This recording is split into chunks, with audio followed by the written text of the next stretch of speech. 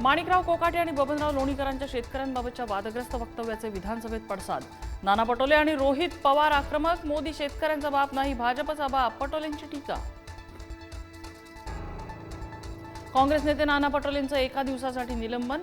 विधानसभा अध्यक्ष राहुल नार्वेकरांकडून घोषणा। अध्यक्षांच्या दिशेने धाव घेत राजदंडाला हात घातल्यानं कारवाई। बीड विद्यार्थिनी अत्याचार प्रकरणात महिला आयपीएस अधिकाऱ्याच्या नेतृत्वात एसआयटी नेमणार। मुख्यमंत्री फडणवीसांची विधानसभेत घोषणा। आरोपी शिक्षक विजय पवार, प्रशांत खाटोकर यांच्या कोठडीमध्ये वाढ। शक्तीपीठ महामार्गाविरोधात कोल्हापुरात राजू शेट्टींच्या नेतृत्वात शेतकऱ्यांचं आंदोलन।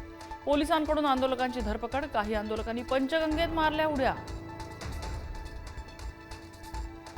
राज आणि उद्धव ठाकरेंच्या 5 जुलैच्या विजयी मेळाव्याची निमंत्रण पत्रिका आज प्रसिद्ध।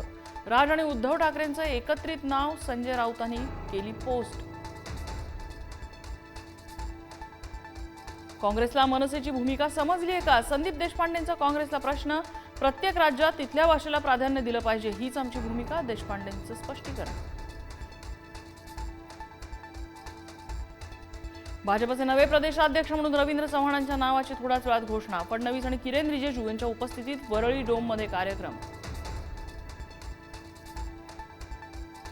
लाडक्या बहिणींचे जून महिन्याचे पैसे आज जमा होणार। उपमुख्यमंत्री अजित पवारांची माहिती।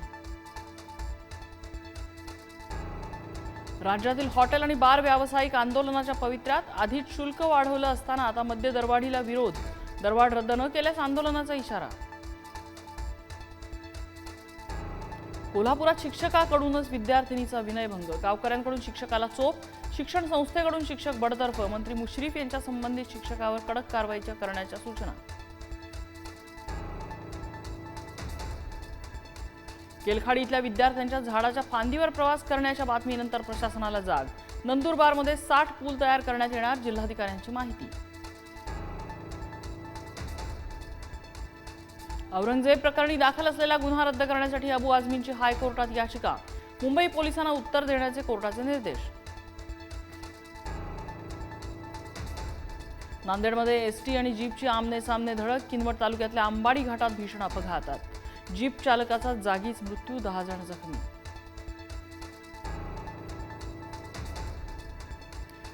दौंड घटनेतील आरोपी